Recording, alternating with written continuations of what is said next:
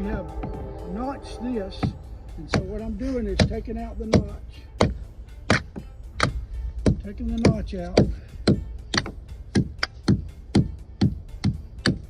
And then I'm taking my chisel.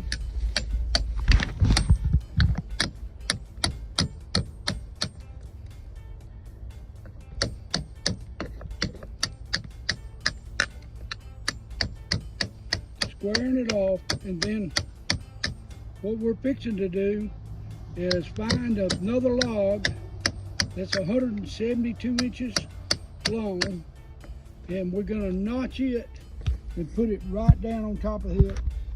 That way it will tie our wall together. Tie our wall from the midspan of the house, tie it all the way over to where the beam is for the door to the hall.